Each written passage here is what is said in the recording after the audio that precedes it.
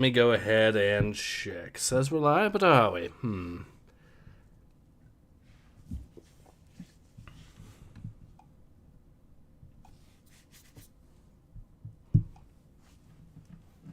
Yes, you should be now. Awesome. All right. Hello, everyone. Ace here. Welcome to today's live stream. I'm joined today with returning guest Nathan X2000. Actually, let me check something out.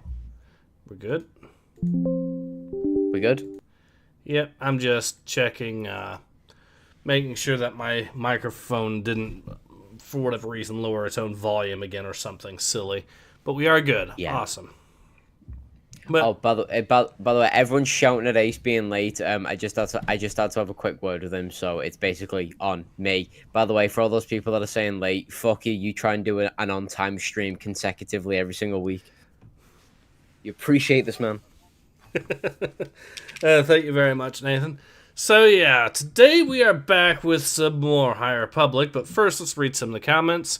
Nico says, "Hello, great reader, Ace, and my favorite Britbong Nathan. Hope you bring maximum jutsu to the Democratic People's Republic of Korea." Oh yeah! So, Nathan, I don't know if you know this or not, but the last High Republic comic that I ended up reading was so bad. It was the 2025 annual comic. It was so bad that me and Nico ended up taking, not only was it split into two parts, but me and Nico actually had to take a bit of a breather. So we ended up reading something a little bit more amusing to get the bad taste of the High Republic out of our mouths. You want to know what it was? From his comment, I imagine you were reading something about the Hermit Kingdom. Yes, we chose to read the actual Constitution of North Korea. And it was very funny. I still can't get over the fact that North Korea's constitution, apparently it's a guaranteed right that you can pick to choose to live wherever you want and go to wherever you want. Across the whole world? It doesn't specify, so technically yes. Yes, what a technicality. So yeah, you could be, I guess, apparently just go right up to the DMZ, the guards point the guns at you. It's okay, guys. It says here, Article 75. I can go and live wherever I want. It's up there with the other articles, like the one that guarantees free speech, and then the other one that guarantees the right to submit complaints, and then the other one that says you're guaranteed to vote. Laughing Cavalier says, "I am sure nothing can top the Canadian healthcare treatment from the High Republic." Oh yeah, that too! Holy shit. They actually were promoting Canadian healthcare in it. As somehow a virtue, because one of the stories, the Jedi escort these pilgrims, and then at the end of the story you find out that the pilgrims were the elderly, and they were sending them into the lake to, quote, be one with the Force. Oh, okay. And the Jedi were saying, look at how glorious this culture is. All cultures are... They were doing the whole... All cultures are beautiful for the Canadian healthcare thing. Oh, fucking God. We're not even in the comic and I'm already cringing. Laughing Cavalier says, "I've fallen and I can't get up. It's okay, Mr. Fletcher. Jedi Life Alert can help you into this lake." Yeah. Or it says, "If I was a believer, I would pray for Brother Nathan and Brother Ace's souls. But since I'm not, and since Ace and Nathan's souls are darker than fucking coal, we will all join to suffer together." Seatbelts, everyone. Please let this be a normal issue with the High Republic. No way. Or says, "Define normal in the High Republic. If you mean A, gay, B, stupid, or C, badly written, then it will be normal for sure." Yep, I'm hitting D, all of the above. It's going to be gay, stupid, and badly written.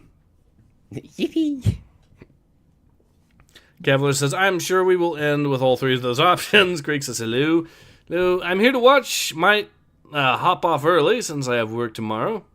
So, bros, correction, you're here to suffer. But hey, no one is going to blame you if you have to flee this earlier than usual."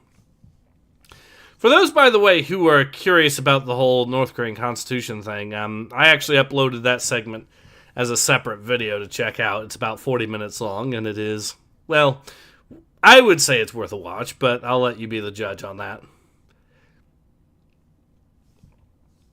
Creek says this is bad fanfic, nothing more, everything less. Praise to the Juche. Or says detect no lies, but even contempt may take. Been reading Star Wars Republic comics art good, story arcs good, pacing way too fucking fast for the amount they want to cover. Same issue as with the 1998 comics, only way worse. So many writers and editors are gonna have to give up their second homes after this series ends. Yes. We gotta pump those numbers up though. We don't celebrate till their first ones also go. Let's continue into the actual comic itself. Where it says, okay, the comic was worse. At least the Constitution was funny, but still.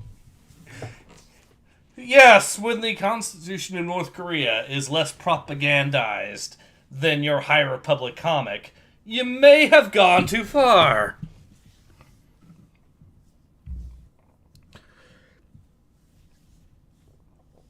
Creek says, I think Cavalier Orse and me bonding over our hatred of these comics in the chat is one of the better things to come out of High Republic, because that's actually a lot of fun. Orse says, humans bond together through hate, proven by the High Republic.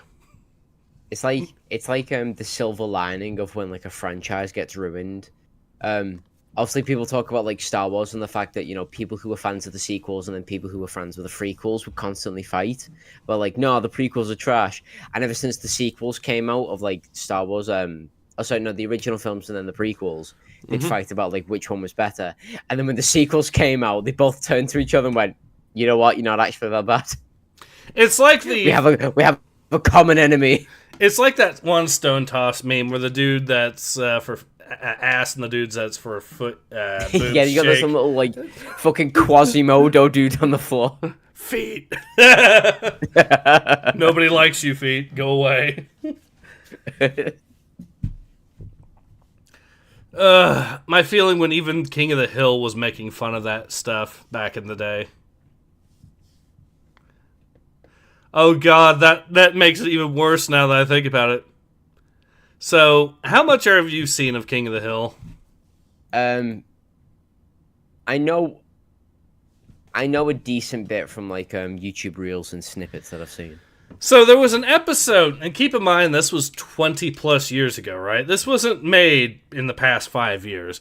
But there was an episode where I guess Peggy decides to start selling feet pics and stuff like that to random people. They basically... Okay.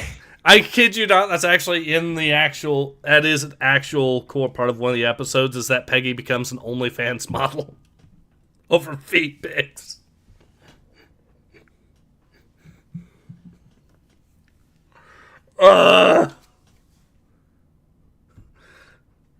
Cavalier what money will do to some people, honestly. Oh god, now I'm thinking of poor Hank at that point. He must have been so confused. Yes. Oh god. Okay, let's continue. Alright, let's continue. Star Wars The High Republic, Fear of the Jedi. Once again, I regret to inform you, Cavan Scott.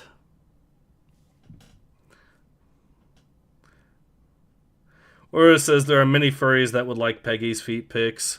Oh, fuck off. Right, if Uros ever talks about furries, just know that he is speaking from a point of expertise. Just know that. Crafty Canuck says, whoa! We're talking about King of the Hill here. Trying to explain to your grandma what a VTuber is and why you'd pay for the OF. Oh no. Alright, let's continue.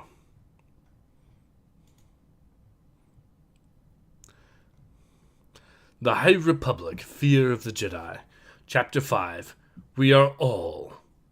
What exactly we are all, we're not going to say, but we are all. Okay. Brilliant writing already. As the Republic makes its final stand against the Nihil on the frontier planet Eridu, Keeve Trennis and the Stormwall Defense Fleet attempt to stop Nihil reinforcements from joining the fight. Already overwhelmed, Keeve's beleaguered forces are plagued by nightmarish hallucinations caused by the last surviving child of the storm.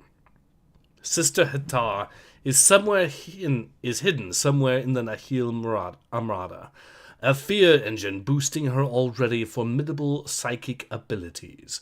Under constant attack, Keeve and the crew of the Gios first believe they are facing a gigantic flying nameless. However, when revealed, the truth is just as terrifying. So yeah, that. Were you here for the flying nameless?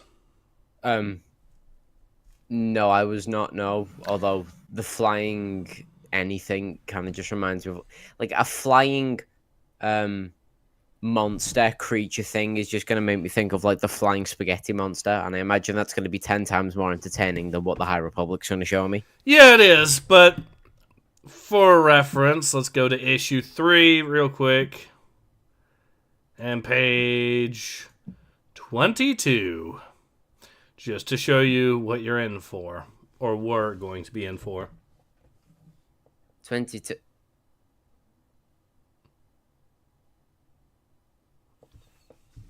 Are those, like, many smaller creatures? Or is that one in the middle just, like, a really large one? Well, if we go to issue 4, to answer your question, and then page 5, well...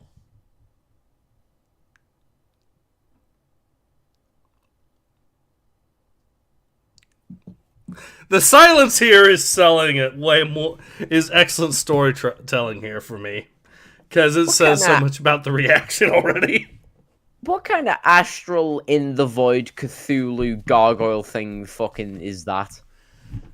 Well, it was looking like a giant nameless, but it was actually a massive hallucination. And as for what it actually was, if we go to page 22 of that issue, you can see what it actually is. And it's just as stupid. Oh, that's fucking okay, right, no. Right. How the hell is it that the High Republic just managed to clear a limbo bar so low? That kind of space demon thing with the nameless. Okay, as much as I just made as fun of it as I did, that was still at least better. What? So in reality, it's just a gigantic space spider. Yeah. Using some weird cloaking technology, is that it? Or like No, it's just using the nameless technology. It's using the, I guess, the Child of the Storm's psychic abilities to make everyone hallucinate. Oh, like, okay, so it is using some type of hallucination means to make it appear more terrifying than it actually is, when in reality it's just a space spider. Yes, but also... Oh, that's fucking lame. It doesn't help that we're talking about that the cooler design was the monster that was flapping its wings in space.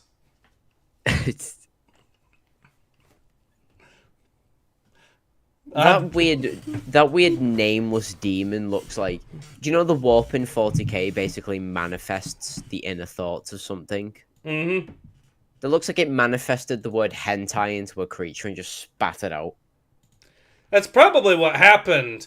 Kevin Scott's, or the artist, probably manifested the word hentai into the warp, aka an AI program, and that's what came out. I mean, I'd much rather the hentai gargoyle, the hentai Cthulhu gargoyle, than a space crab or a spider or whatever the fuck this thing is. That's lame. Mm-hmm. Krieg says, I do remember in the Tales of the Jedi comic right back, a dark side sorcerer was using powers learned from an old Sith text to create hyper-realistic illusions in combat, even in space. I mean, that idea in and of itself isn't the issue, though, is it? Aura says giant space enemy crab. The giant enemy spider. That was actually interesting. Naomi Star Rider had to use battle meditation to see through it. She used it for things like making guards believe their swords had turned into snakes and disguising a fleet. Sun Rider, not Star Rider, my bad. Okay, yeah, okay, fine. But yeah, see, the idea of as an entity that can make hallucinations in battle is actually itself not a problem. It's just the hallucinations, for one thing, are, well, okay, you can make it kind of silly, but these are, but she wasn't really against other, point is, she wasn't against, say, someone that's trained in the Force, whereas these characters are trained in the Force and are supposed to be disciplined in Jedi doctrine and Jedi philosophy. Mm. You know, so trying to play on their emotions probably wouldn't work all that well is the point I'm getting at, but I digress. Hence why someone could just use meditation and see through it, but, you know. Let's continue the madness. By the way, I just want to shout out Aristocrat Cthulhu, who says, I miss the Cum Spider, and I stand in solidarity with him and Neuros, is that we all miss the Cum Spider, but the Cum Spider is actually interesting. Maybe I could actually, once my channel gets big enough, make that into a shirt. All hail the Cum Spider. It's probably going to, though, because a lot of people wouldn't necessarily know what it is, it probably leads to some really interesting conversations, to say the very least. Yeah, they will take that t-shirt at face value. Like, that'll be a lot of interesting conversation starters. They might think it's a reference to that one meme. Oh, arachnophobica. I guess you secretly want to screw spiders. I mean, no, for one. Two, the fact that these people are, well, the fact that these people would probably be, or would probably try, never mind. No. No, just no. Was Ace about to talk about something vile? I was just gonna say, I mean, are you really wanting to compare that demographic to spiders?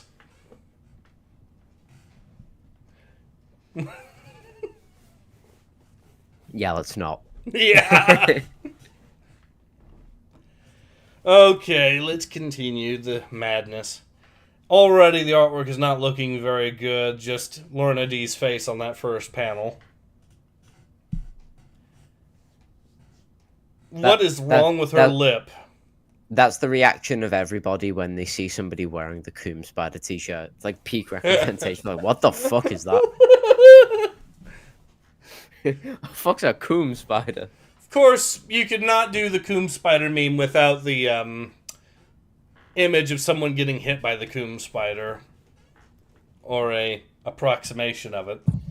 He has been blessed by the Cum Spider. What do you mean?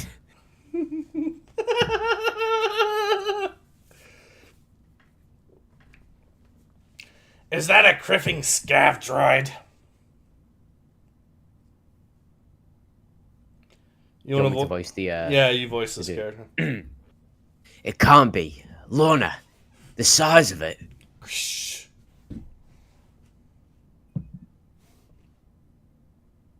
Do you want me to also be the alien? Yeah, go ahead and voice Skier too.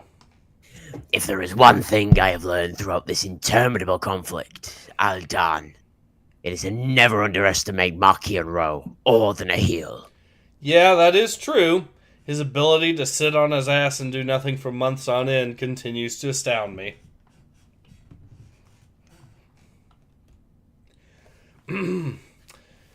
Whatever it is, we won't last long.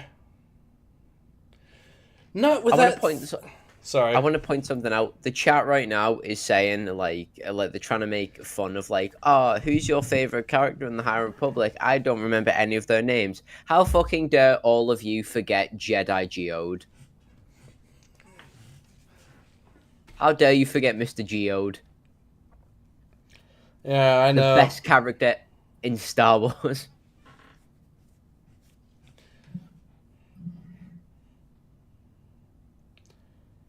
Rose says, my favorite characters in the High Republic are all robots. They are somehow most human of them all. Don't remember their names, but they're still the best characters when we have a droid or a robot around.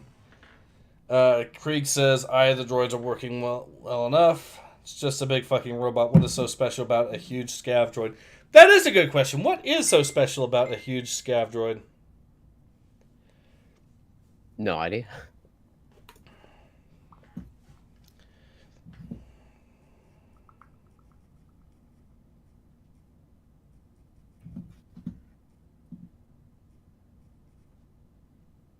Okay, let's carry on. Yeah, I'll continue this. Okay. Not with that thing tearing through the Geos's hull. Can you and the other vectors scrape it off? If only there were other vectors, Kiev. Jedi Yaluk is attempting to get what remains of Archivist Oberlin to safety. Which would be a lot easier if the Nihil's fear engine wasn't make scav droids look like nameless. A Jedi must always face their fears, Aldan. Or in this case, attempt to blast it from the stars. So, just shoots this massive scav droid, and I don't know if it actually worked or not, but it appears to have possibly, so all he had to do was shoot at it, apparently. Awesome! This massive creature that has this massive danger that has been built up for the past 2 issues dies to a few shots. That's it. Comico, the High Republic done. Can we move on to the next thing, please? Cthulhu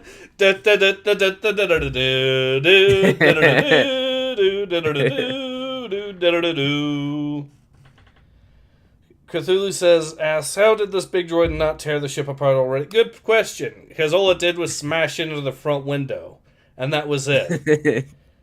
Krieg says, are you fucking kidding me? No, we're not. I hope we are, actually, but apparently all he had to do, at least as far as this seems, was just shoot at it. Love Cavalier says, it's alright when they reveal what happened to the storm wall. It makes sense. They still haven't revealed what happened to the storm wall. Crafty Canuck says, shoot at it. Why didn't I think of that? Once in the chat for Geode. Yep, I'm actually gonna get in on that action. Got many ones for Geode. I'm proud of all of you boys for giving my boy a 1. See, in a good comic, this would have killed at least one named character to sell the danger. See, that's the thing. They've actually had Oberlin separate himself numerous times so he can die multiple times and yet still be alive. And also be a plot point here.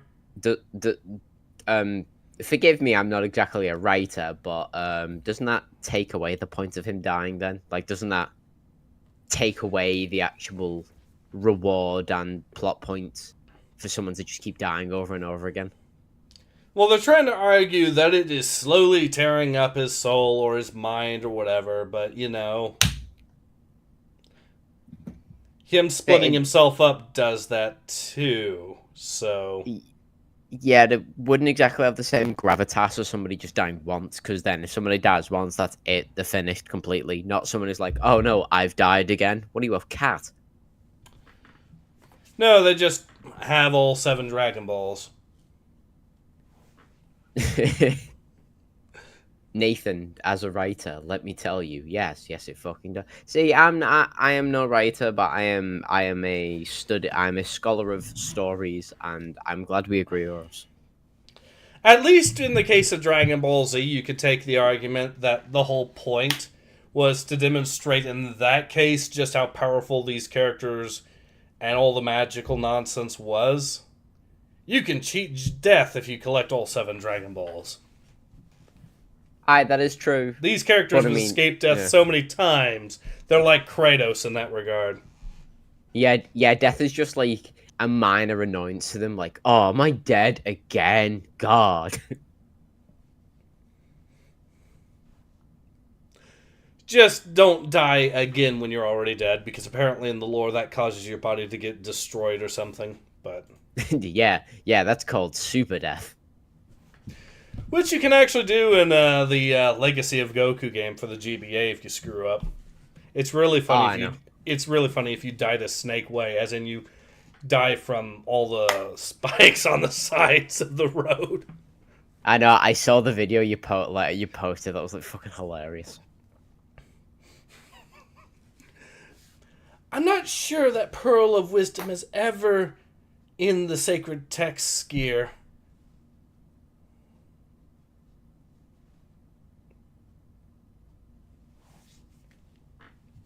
Bro, Keeve is trying to lecture Skier on the sacred texts of the Jedi Order. You know, the bitch that can't even say, "May the Force be with you." No. Let me tell you about your culture. And keep in mind, he was the Jedi Master and she was his Padawan. Which is He? Yeah, he was her Jedi Master, which explains a lot when you think about it. Wait, that's a he? Skier? The lizard guy? Yeah, that's a he. Oh no, sorry. I'm on the next page. I was wondering about the weird purple pointy ear Oh, bit. that's an admiral. That's not a Jedi. Okay, yeah. I don't know, just thought he had like a change of clothes, like maybe all the robes in the dryer. I don't fucking know. Alright. Alright, well, let's go ahead and continue. I believe you've got the next line. Whose voice is that? Is that the green dude? Yeah, that would be Skier. Okay. I'm paraphrasing, more or less. Oh yeah, you can tell because the S's. Yeah, my bad. Yeah, that's okay. Maybe we could table the discussion of the Jedi Doctrine until we're not about to be churned into space dust. Why do I get the feeling you're about to add to our woes, Velko? Not me, but sensors have picked up more ships dropping into the system. Republic ships finally answering our call for assistance? That'll be a no. Multiple Nihil fighters of all classes.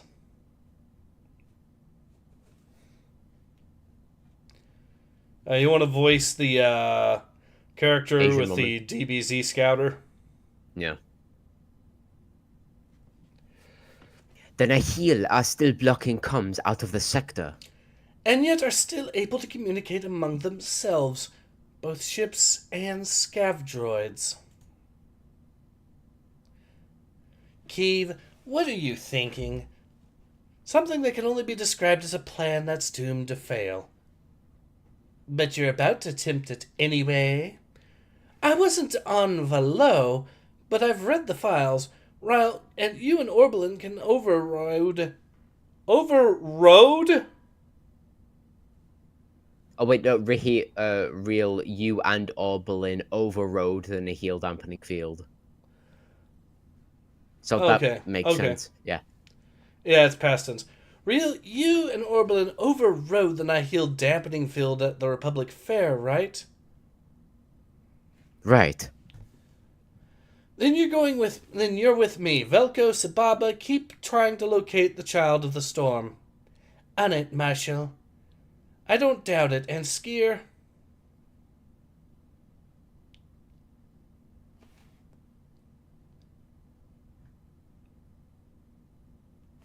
Believe that's your character there?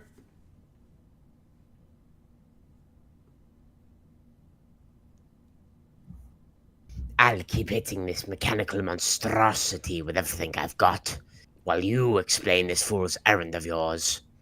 Oh, it's simple enough. We're heading into the belly of the beast. Wait, since when did it attach itself with an umbilical cord to the ship? Robotic placenta. Yummy. Or did they attach an umbilical cord to it? And why would there be that on the ship like that? I've got no fucking idea. why also would you have him keep shooting the thing if that thing detaches itself? What's to stop it from flying out into space? That little tube there getting destroyed, and then you getting sucked out into space.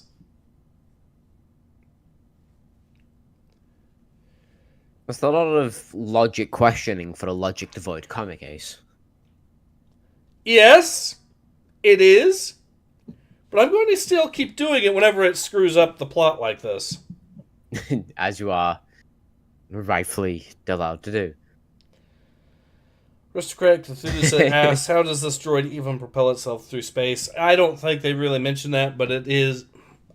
The thing is, we've already seen giant spider spacecraft that the Nihil have had earlier on anyways, which even further at least the question of why the hell were Jedi so surprised by this thing being a thing. I love what Krieg says. If XR Coon shows up, says it's cooning time, and fucking slaughters them all, it'll be an abject improvement. Logic be damned. And why should we care, comic? We all know you're going to survive this just fine. Where it says, I wish the Nihil natural 20s in every throw so they can turn you into space dust. You know natural 20s are not going to be enough to turn these characters into space dust. The plot armor is simply too thick. Yes, like the argument of an immovable object or what would win, an unstoppable force or an immovable object, but what would win, a natural 20 best luck in whatever you do, or plot armor? You weren't joking, were you? Oh wait, that's your line, my bad. Yeah. You weren't joking, were you? The only good thing about a droid the size of a small cruiser latching it onto your hull is it makes it considerably easier to clamber inside its shell. Oh, so it attached itself to the ship. And...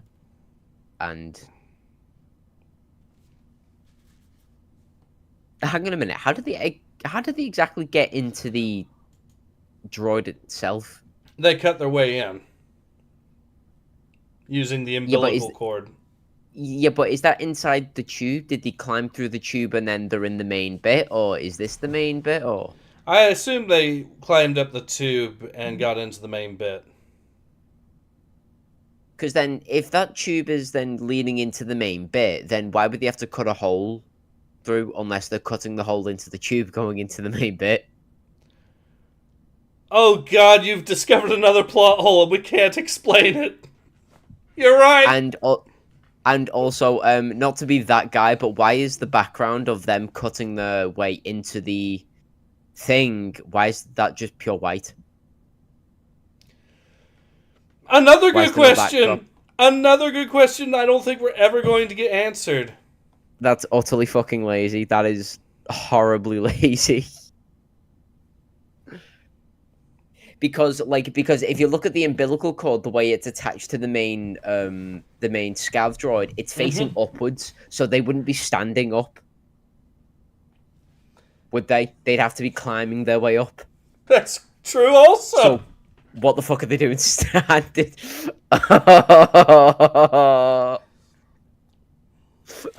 Oh no, cringe.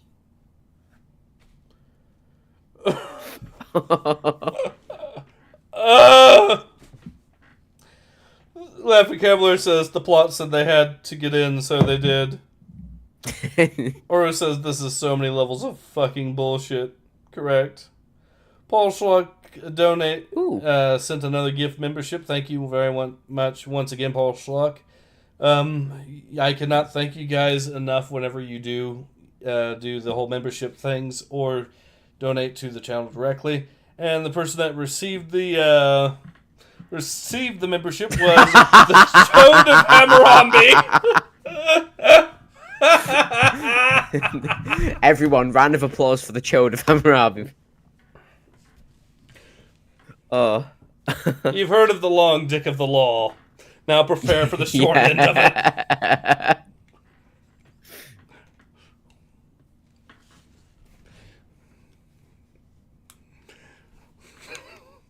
Which That part is- of this is... Oh, sorry. Oh, sorry. I was going to continue.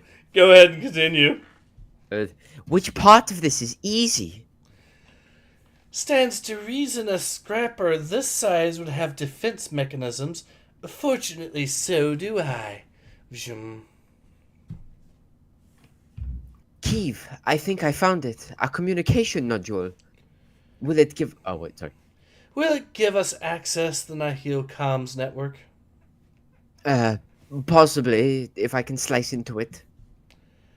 Then get slicing real. Oh, this artwork is not good.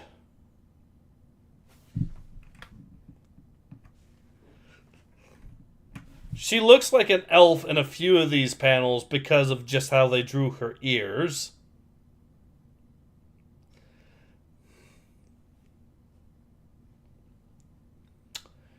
Yeah. I'm going to avert my eyes from that now. Yeah, you should. Before these guys do the same to me. All ships report status. We can't let a single Nihil fighter get through to Eridu. What do you think we're doing, Gios? I don't know, Tempest Breaker. Last thing I heard, your thrusters were offline. Not for long. I have my best people on it, Velko. Well, my best person and a long-eared layabout.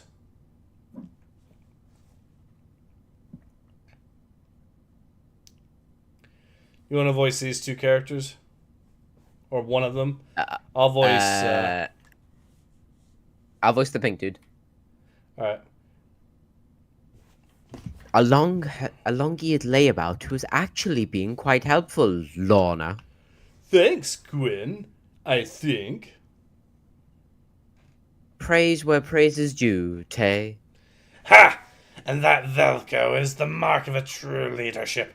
A crew pulling together, even under psychic assault. Pity you can't say the same, Sababa. Should have located Hitar by now.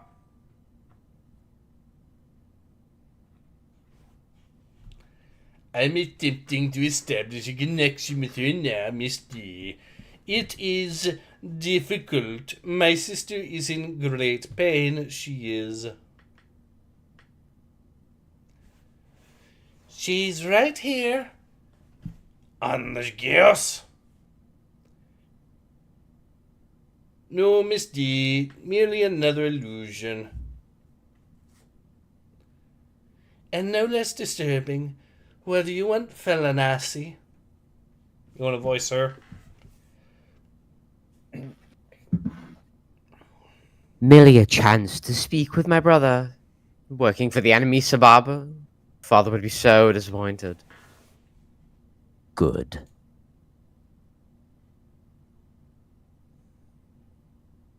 Keeve, I think I've done it. Okay, so she is just covered in marks now, but they never really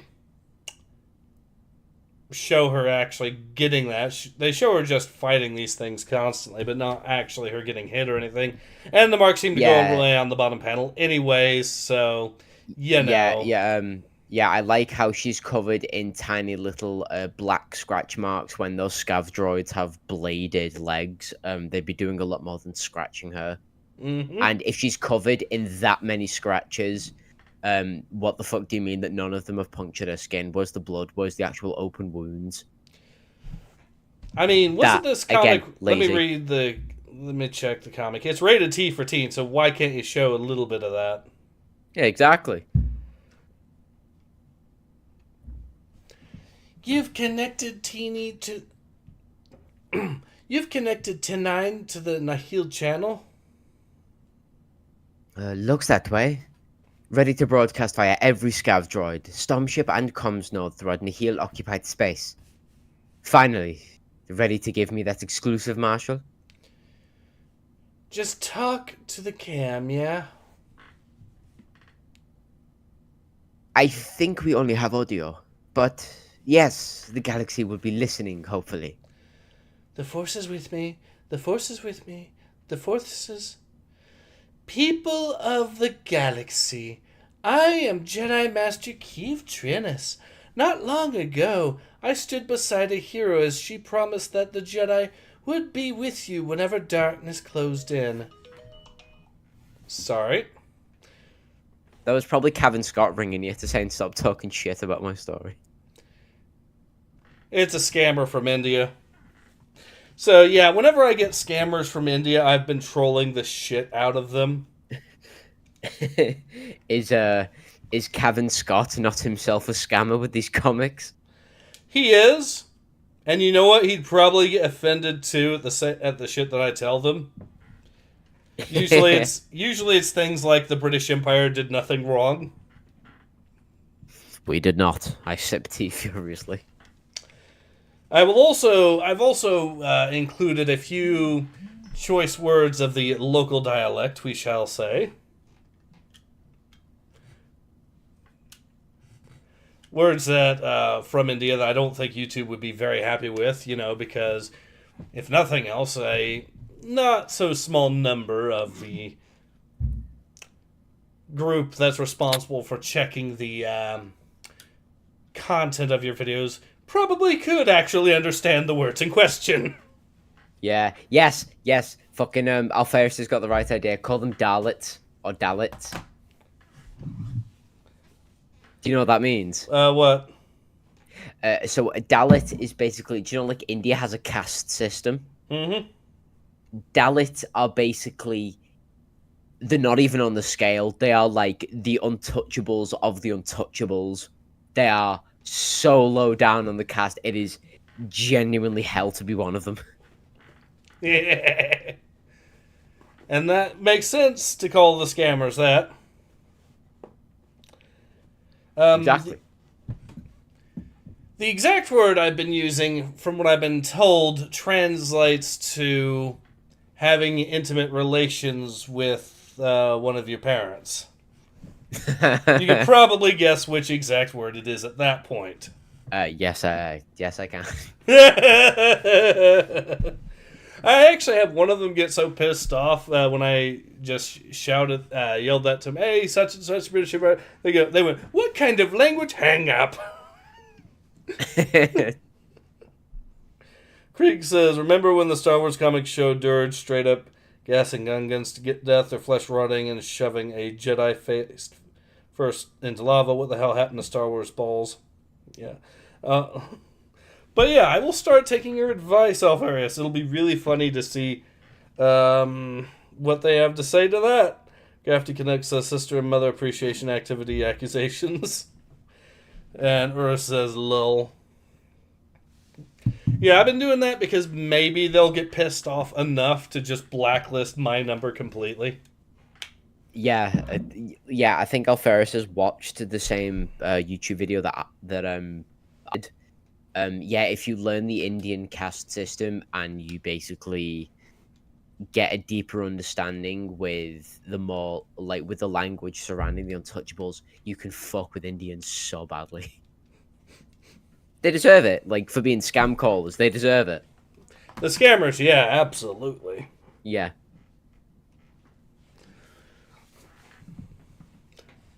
Anyways, little did we know how quickly that darkness would descend or how violent its shadows would be. We tried to make good on the promise that day, a covenant to protect the light and life from those who would ravage and kill. Like us, when we sent that fleet of space Tyranids to an entire populated planet, just to see if I personally could save that planet.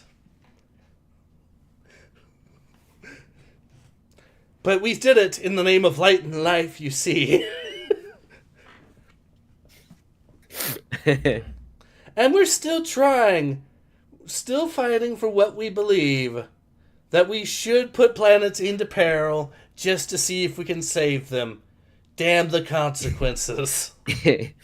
Genocide many billions of people just to prove a point.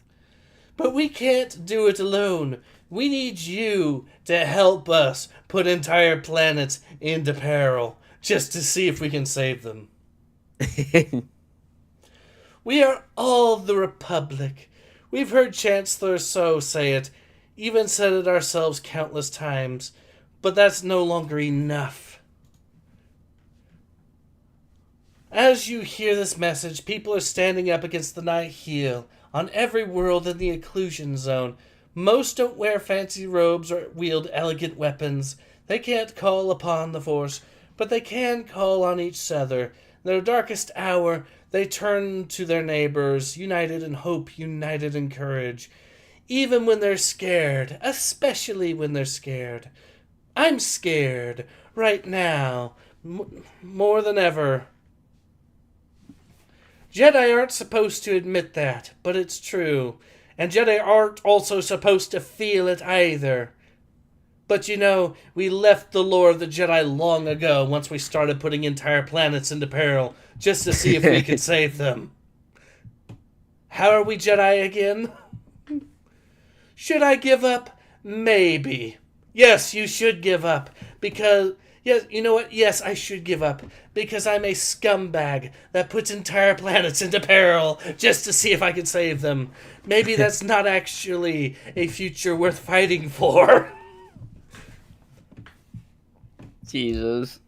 Will I give up? No, because I'm a narcissist. I'm not the sort of person that will willingly admit that putting entire planets into peril just to see if I can save them is a bad thing, actually, and an irredeemable thing, actually.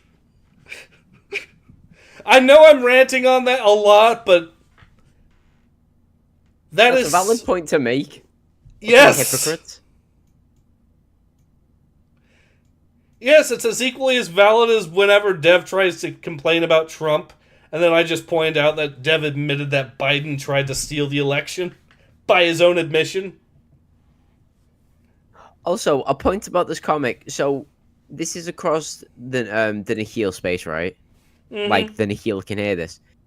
And let me guess, can her enemies hear this as well? The Nameless? Oh, yeah. So, maybe the fact that the reason the Jedi are not supposed to admit that they're scared is because the moment you admit you're scared in front of your enemies, I'm not sure if you know this about Warfare, Mr. Ace1918, person who contributes to a mod about Warfare, is that you're never supposed to admit weakness in the face of the enemy because that might give them a slight morale boost. I mean, you could, in theory, try to do it into goading them into an attack that you are. Yeah, but that's a bait and switch. That's like, yeah, you're supposed to do that on purpose, not like her right now who's having a genuine emotional thing of, ooh, I'm scared. Yeah, I know. No, instead what you're supposed to do is be like that one absolute unit of a Chinese general that when he faced an enemy that he defeated countless times but had no army with him this particular occasion, he just sat outside in a chair playing a musical instrument, which fucked with the opposing general so much that he thought it must be a trap and left.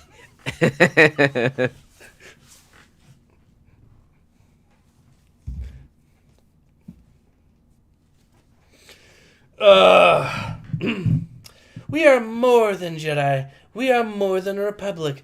We are light and we are life, and we stand together, whatever the cost. Diversity is our strength, so says the Austro-Hungarian Empire.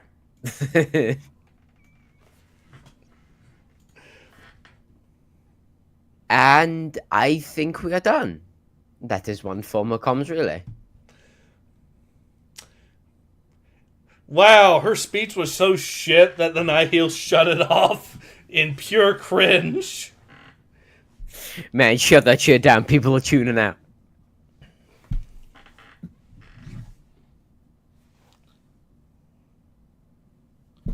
Ura says, it wasn't Liu Bei, right? It was of that era. I'm sure. I forget who exactly it was, but I don't think it was Liu Bei. Mr. Craig Cthulhu says, the power of one, the power of two, the power of crit mini. It's incorrect. It's the power of one, the power of two, the power of cringing. What did she actually get through? Wait, what did she actually get through as a speech? Pure cringe. Oh, Ferris says, it's done. It's over. I can see it again. The Shire of the brandy wine. I can see all of it, Sam. Respectfully says, this is bad for the ratings. Oh, by the way, just to answer Joel's question, so it was from the Romance of the Three Kingdoms story, but it wouldn't have been Liu Bei. It would have been, in my guess, it would have been what's his name? Zhu Liang, the dude with the white feather thing with the little white hat, like the strategist. That dude was a crafty bastard. Yeah. I love him. But yes, it was him. It was Zhu Liang. Krieg says, that was a whole lot of words to say a whole lot of fuck all. Yep. Yep. Do you think we got through? There's no way to know, but someone's taken notice. Geos, we've done our part. No idea made a Damn it, boost the signal to Kiev and get that monster off my flight deck. Wait, that was a flight deck on top of the ship in the middle of the open? Why? These are Star Wars ships. The flight deck is supposed to be inside the ship. For numerous reasons. Ship design.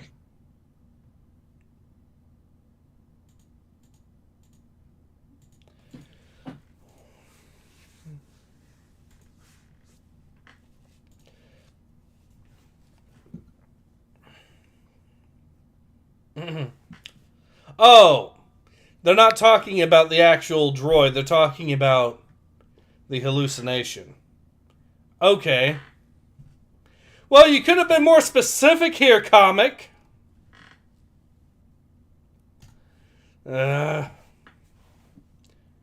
She is not a monster, Commander. She's a victim, forced to act against her will. Fuck off! You see, the main population of Detroit are not criminals. It's just due to socioeconomic factors. See, they are forced to do crime. See, this is why I made fun of that in using the Oblivion remaster by creating a spell called socioeconomic factors, and just started casting it on random Argonians and Khajiit, because it in the middle of Breville, because it fits exactly with how progressives portray it. It's, oh, you casted a spell. Oh no, I'm losing my mind. I must do horrible things now because of socioeconomic factors. Why is the spell affecting me so? And it is... The whole argument of socioeconomic factors is also incredibly dehumanizing as well, because it is an argument against agency. It's an argument of saying that you're just a sum of your outside factors, economically speaking, at least as a statistic.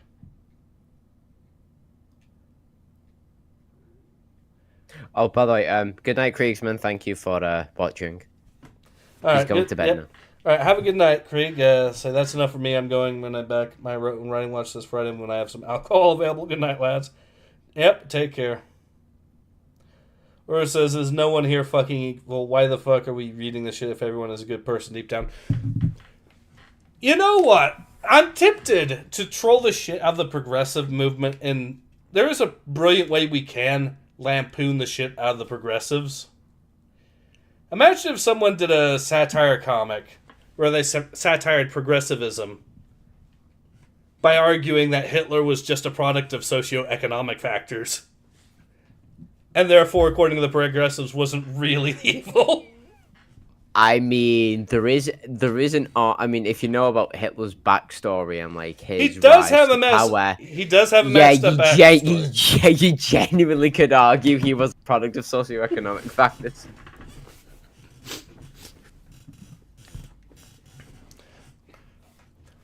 But if you really want to piss them off, just tell them about the fact that he had affirmative action programs when he got into power. That tends to really piss them off. I mean, maybe it might piss off the correct people if we talk about socioeconomic factors and who was causing them at the time of 1920s Germany. Oh no. But no, we won't go there. That's all. Well, we call them communists because there were a lot of communists in there in Germany doing that stupid stuff as well. Ironically, you can guess one of them in 1919, very specifically, since we've already brought his name up. Uh-huh. That's another thing that progressives will get pissed off about if you bring up the fact that Hitler was an open communist in 1919 and an elected official of the Bavarian Soviet Republic. The same Bavarian Soviet Republic that got praised by Lenin himself. Yeah, they don't tend to like that very much.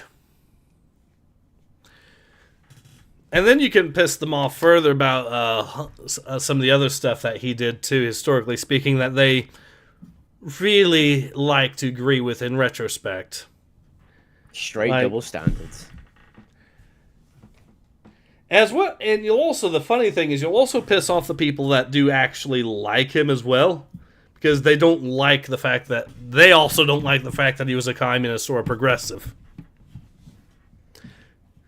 So, the moment you start bringing up that Hitler considered Muslims to be honorary Aryans and recruited a lot of them into the SS, well, he wasn't exactly open borders, but he wasn't exactly the sort of person that the modern-day neo-Nazis actually think he was either, now is he? But let's continue.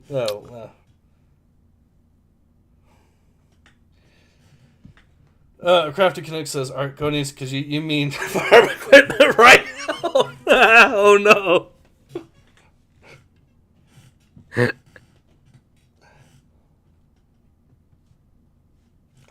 I mean, you could try, but I'm sure if you did that, at least with the Khajiit, then your moon sugar crops would not be growing very well.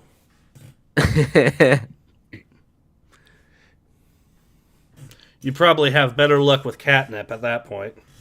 Or it says, look, respect farm equipment is cheaper to maintain. Hitler experienced the Weimar socioeconomic factors are probably a big factor, so you can piss off everybody. Excellent.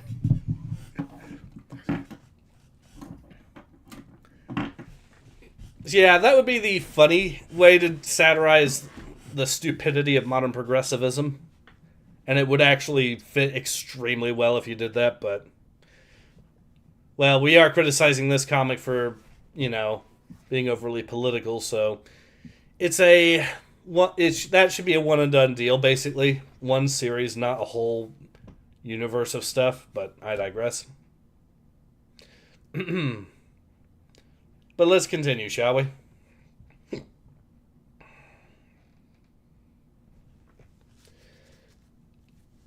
Father wanted us to free the Force, brother.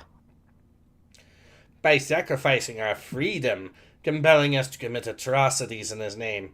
You can stop this, Hatar, in the attacks, in the nightmares. I can't.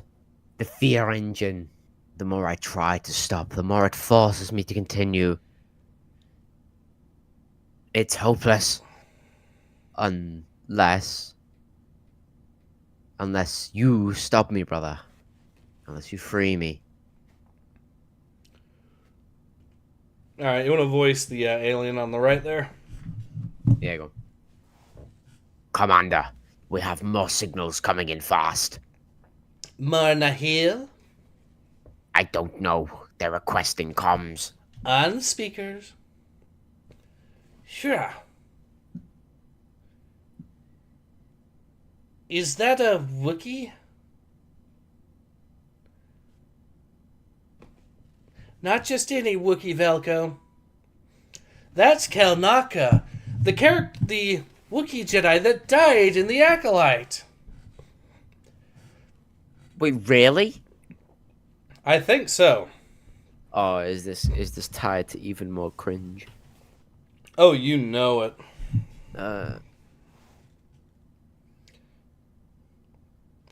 Aristocrat Cthulhu says, just turn off the stupid holy this writing. Ura says, when you see people writing at this level while getting paid big bucks, you start to wonder. Yeah, I wonder... Whoa. Hang the fuck on. Is that what I think it is? What? A Mon Calamari cruiser? No,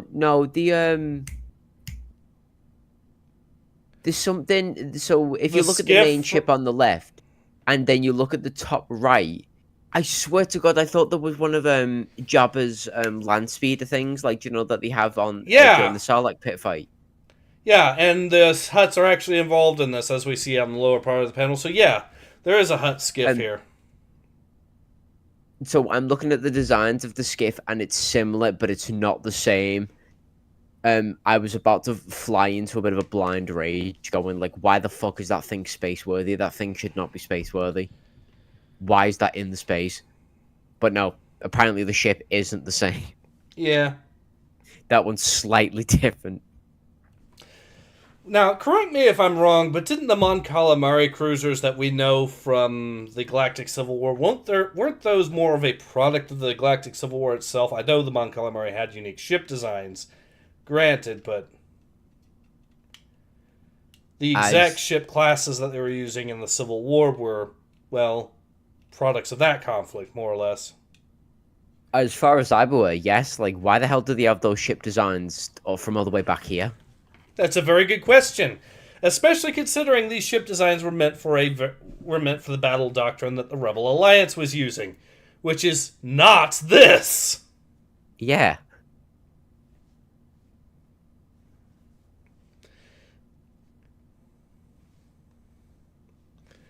Why is it like this?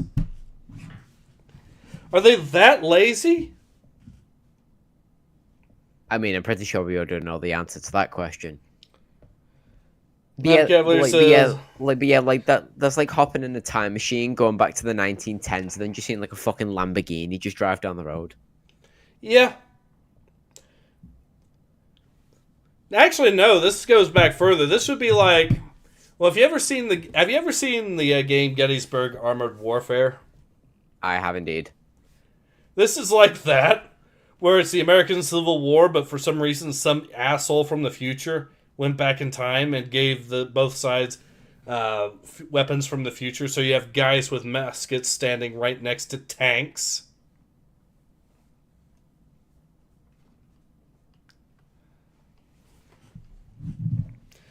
I mean, I suppose you could also argue. You know, the fact that we have similar things in 40k, such as like the Kriegsmen who still use horse warfare, but at the same time, the Imperial Guard can be reinforced by like actual Titans. Well, here's the thing: at least the Imperium has a lot of different worlds at different technological levels. Yeah. Which is to say that you have legitimate feudal worlds that are basically stuck in the medieval times and are staying there per the Imperium to try to use them as worlds for basically trying to use them as worlds to recruit space marines or something along those lines, right? Mm-hmm. This is not that. The Republic does not operate on the same kind. Well, the Republic doesn't. Actually, you know what? They do and they don't, right? Because there are worlds with more limited technology, but then you still, because case in point, the Ewoks on Endor. But then you also have, of course, even groups like the Wookiees have their own dedicated starfighters that they build. So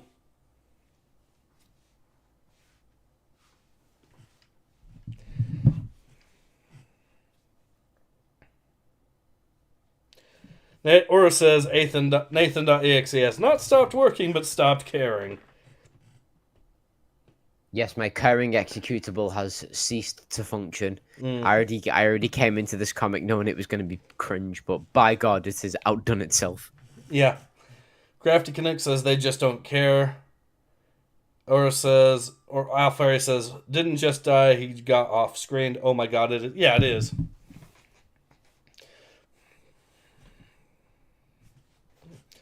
Alright, let's continue the madness. Master Kanaka, do you have Padawan Vel with you?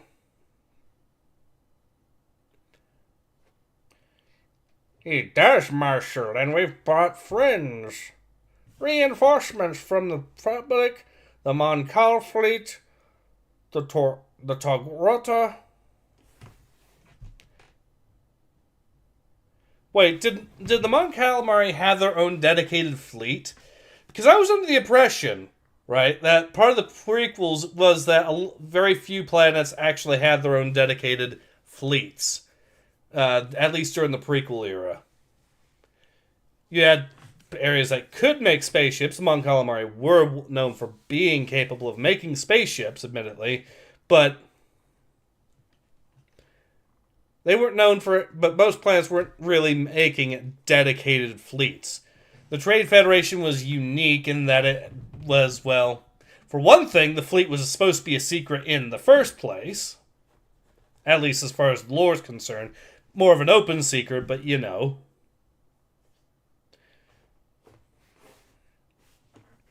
Also, right, is anybody else getting tired of the Star Wars trope where in the last moment before something is supposed to happen, they call upon the fleet of the galaxy and then every single different fucking ship and race shows up to help the good guys? Mm. Can they stop doing this? Like, it is genuinely tiring. Cause like, oh, look, the same MacGuffin thing that's going to get everybody out of trouble for like the 15th billionth time. How original. At least with the Galactic Civil War, you could argue that the Rebel Alliance was a loose-knit alliance, so them coming together was a big deal. Well, yeah, and also the fact that that happened in the originals. Mm. You know, the first time, as far as what the audience saw. Yeah, the good films. Remember when Star Wars was good? And then they did it in the sequels. Didn't do it quite so much in the prequels, though. So because George Lucas, to his credit, knew better than that. And part of the whole point was that the clone army was a dedicated professional army that was handcrafted and wasn't a loosely knit hodgepodge. Admittedly, the Republic did have more local militaries fighting, more local CIS military forces as well, but the main battles that most people think of were done with the dedicated professional armies of the CIS, and the Republic were, well, the droids and the clones. Yes, and was George Lucas a part of the sequels and the High Republic? Mm. Exactly, which is why this shit keeps sneaking itself in. Or they says take one good idea and they keep repeating it over and over, saying, "Hey guys, remember when this happened?" Like, yes, fuck off. Yeah, so now they're going to remember when this happened, but it's not even good stuff to remember anymore because it's remember the sequels. Yeah, they've tarnished it. Or says Mon Cal had enough eternal problems between species to make their own fleet. Or I would suppose, I would argue in some case, you could make the argument that, well, wouldn't that actually deter them from doing that because it would cause them to have internal issues, which Mon Calamari is an aquatic world, so they would be mostly building, naval vessels for seafaring combat, but I digress. Yes. Which is, to their credit, one of the reasons why they became so famous for their spaceship building when it came to it. Because, again, the world kind of led to that naturally, I suppose. Left Cavalier says, always remember, somehow Palpatine returned, yeah. So, you want to voice the hut here?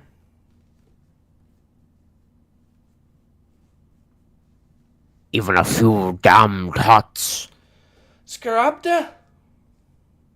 The Hut Cartel has had enough of these nihil muglaks. Thought a temporary truce was in order. Do you agree? I mean, they already had that truce long ago. It's been established, and Keeve was already present to see that. So why she is surprised by this is a big mystery now.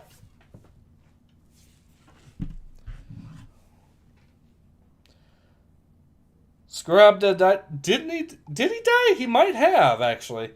Now that I think about it, yeah, he did. Yeah, I did think didn't his ship blow up, now that I think about it? I don't fucking know, nor do I fucking care. This comic is absolutely rife with issues. It is... I am not exactly thinking that plot is one of its main consistent features. I know, but maybe that is actually explaining why she's surprised, if only because he is alive. Oh, wait, apparently she, because this is a female, according to the wiki.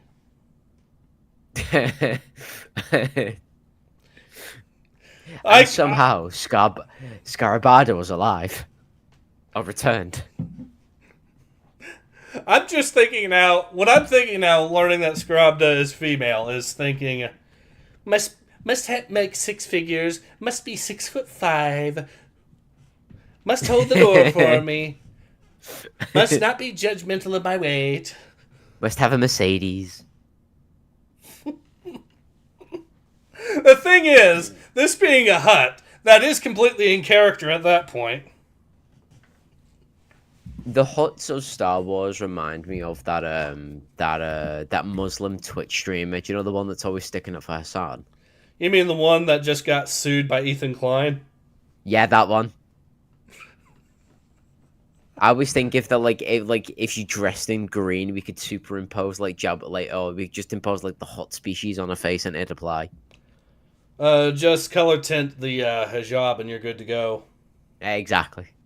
Scarabda, known as Scarabda the Wise.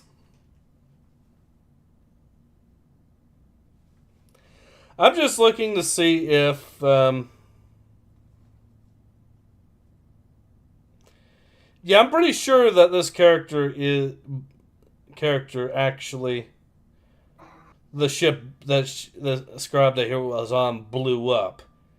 And that was the last we saw of Scarabda for a while. But now, back for no explicable reason. Wait, is this the Jedi Hut? No, this is not the Jedi Hut Cthulhu. Crafty says, then I died, but I lived. Yes, Scarabda was aboard a fucking frigate when facing the ship bitches are in. The one the Twi'lek stole, her ship blew up and she died. I read that comic with you. Correct! So why is this character still alive? I kind of want to know why Scarabda has 3 fingers on her left hand, but 4 fingers on her right. I don't know. Maybe that's all that this character suffered from the explosion of the ship blowing up. Also, hang on, wait a minute. Look at the bottom of Scarabda's panel. Does not look like a tiny cartoon penis arising from the shadows. Oh, God. So, Scarabda is one of those females. I see. Yeah, one of those new age females. Okay. I see where this is going, and I don't like it. At this point, Scarabda, I'll take whatever help we can get. In which case, let me start with pest control. Wait, what?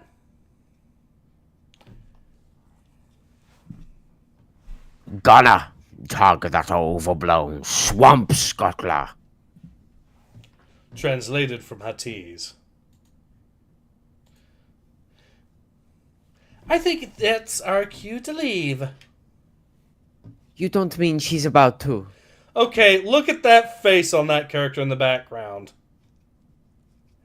Holy hell, is this artwork awful. Of course she is. Also, who fucking runs like that? Well, Steven Seagal for one thing. Yeah, but this is not like an overweight, false karate, multi-ethnic, Jamaican music making. I'm not gonna forget. He made Jamaican Man. music. Do you know about that about Steven Seagal? No, I did not know that. Oh my nigga! Right, okay. So I right, know he look, made blues music of sorts. I didn't know about the Jamaican stuff. So he released a Rasta album, and the most infamous one is shit. What's it called? Which of it? Okay, I have to ask. Did he try doing a Jamaican accent while singing? Yes, he did. Oh my god!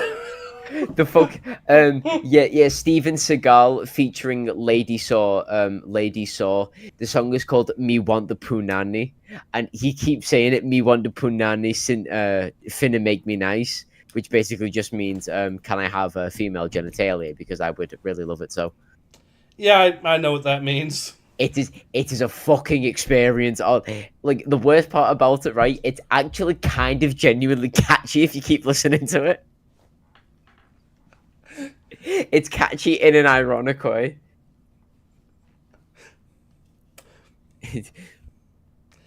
Thank God we have actual musicians like Kanye West. Then I can make you come with me to the ocean. That would be fat. Tism must be strong with this one because you guys have been going for 75 minutes. Yes, we have.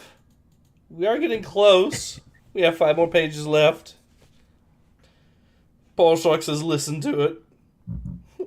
Laugh carefully says, oh no. Or says, Punani. Yeah. You want to punani if it make me nice. So you're just laughing. Or it says, you know this took a level into shit when you see what could be an epic scene and you look at it with less interest than you would a line of ants. Is it okay if I link the song in the chat just in case anyone wants to go watch it?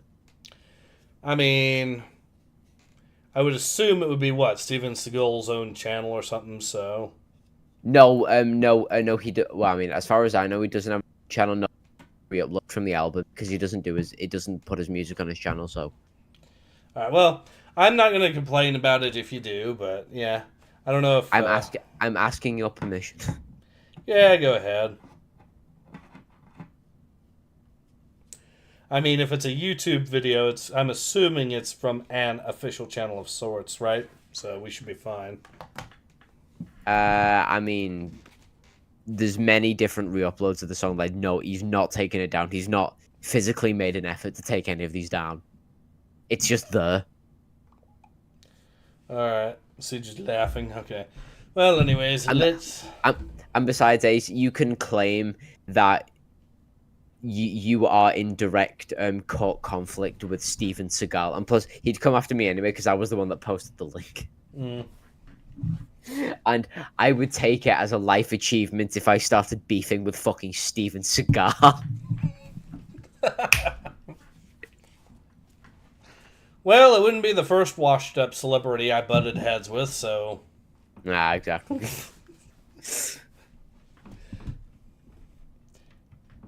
Alright. Keeve, respond. Tell me you got off that thing. Oh, wait, that was your character. Whoops. Which... That was Skier, apparently, but, you know. Okay.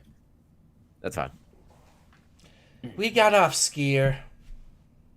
Just... Now tell me it was worth it. Worth it? We finally outnumber the Nihil. The tide is turning, Marshal.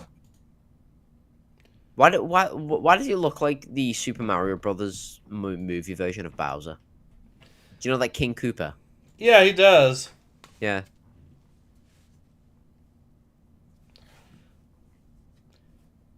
Did you hear that, Quinn? Can't let the lizard have all the fun. Right. Oh, that's my character, but a different character. Did you hear that, Quinn? Can't let the lizard have all the fun. Where the living criff are my thrusters? Coming right up, Lorna. All systems operational. About time. Let's show 'em how it's done, Lorna D style. Falco, report. Reinforcements have made all the difference, Marshal, though the Togruta are reporting a pack of Phantom Octul on Ragasa Elric's throne ship. I cannot stop the projections, brother. The fear engine has me in its thrall. You must destroy it. And me.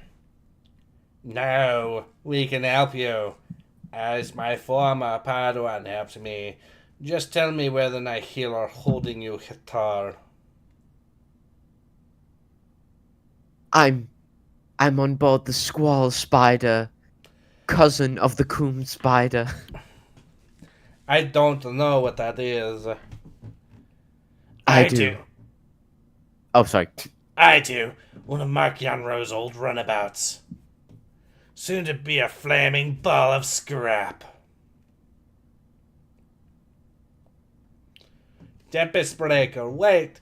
We can still help her. She can still be saved. Lorna, did you hear that? Do not engage. Repeat, do not click. Dun, dun, dun, da, da, da, da, da, da, da, da. Finally. Thank you, brother. Thank you for the sweet embrace of death so that I no longer have to be in a High Republic comic. Hitar. Lorna, why? Why didn't you listen? I did what needed to be done, Keeve. And about time. The tide hasn't just turned, it's gone out.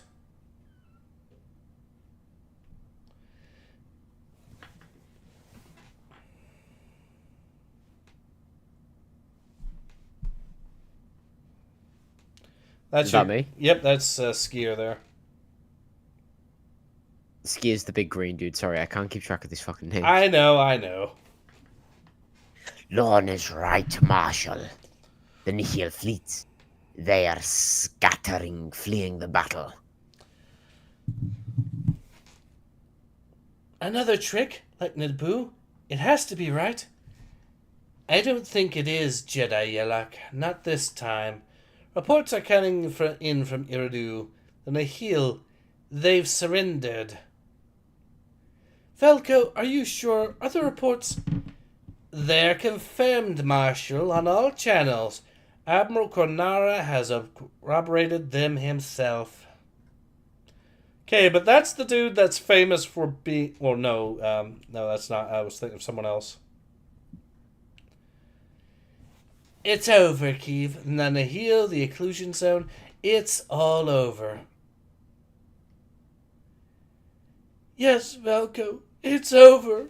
We've won. To be concluded. Is that a promise or a threat? We're getting another. We're getting a finale here. Also, I've just realised that the Jedi's name is kind of racist. What? The Jedi's name, it's kind of racist. Which one? Yelock. Oh, that's... I think I know who that is. That's the blue-haired Jedi. Yeah, okay, I goofed. Yeah. Okay, only cause if it was the black bitch, then Yelock basically backwards would be Kool-Aid, and Kool-Aid sounds like Kool-Aid and given a skin color. So, that was the end of, hopefully, this particular series of High Republic Comics, Fear of the Jedi. Nathan, what are your thoughts? Cringe, straight cringe, waste of time, garbage. Star Wars has never been more dead, it's so over. Yeah, that sounds... 5 billion to Israel.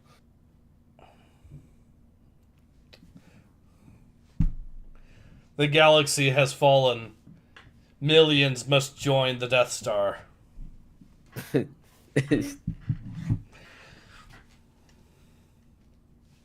Yeah.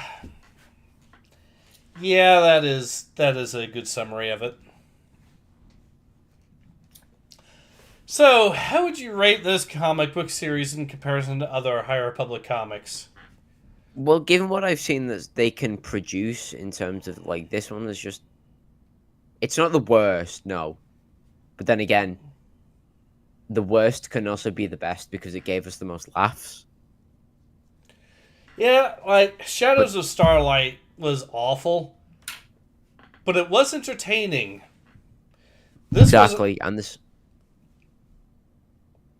This, I kind of got numb to it a little bit, you know, with the exception of the moments where it genuinely annoyed me. Mm-hmm.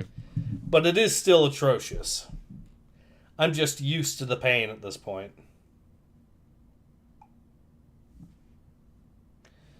And I just noticed that apparently YouTube was hiding the comments from me again. So let's go ahead and... Yeah, okay. Another great issue, says Laughing Cavalier. Thoughts gone, head empty, mind committed, Alt F4, says Roche. Yep, the quality of artwork has plummeted even more. At the end there, nobody was in a rush. Maybe that's why they just blew up Spoiler Droid end. Yep. Roche says, and I want to believe she is dead. Which one? All of them. Yes.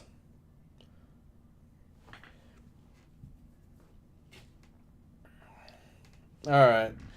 Paul says, YouTube hides comments for the greater good. Yeah, that's what they want to call it, isn't it? But is this the worst comic that we've ever read? No. Is this the worst series of comics from High Republic that we've ever read? No. Should you read it? No. And since we've been at it for about an hour and a half, I think we're at a good point to go ahead and call it. Is there anything else you'd like to add, Nathan? Frankly, no. Just thanking everybody for basically tuning in and experiencing this cringe with us. Yep. Thank you again to Paul Schlock once again for another membership being gifted. Again, whenever any of you guys do the gift memberships or do super chats, I cannot thank you guys enough. You do the channel a massive favor for that. So thank you again to him as well as anyone else that's a member and to anyone that wants to do super chats. But yeah, so once again, Nathan, it's been a pleasure having you on. Thank you very much. It's been too long. A bunch of life stuff getting in the way. But yes, I'm glad to have finally been again on one of these. Yep, and hopefully you're on again soon. But yeah, I think we're at a good stopping point. So yeah, this has been Ace. Hope to see you guys again soon. Until then, take care. Ace out.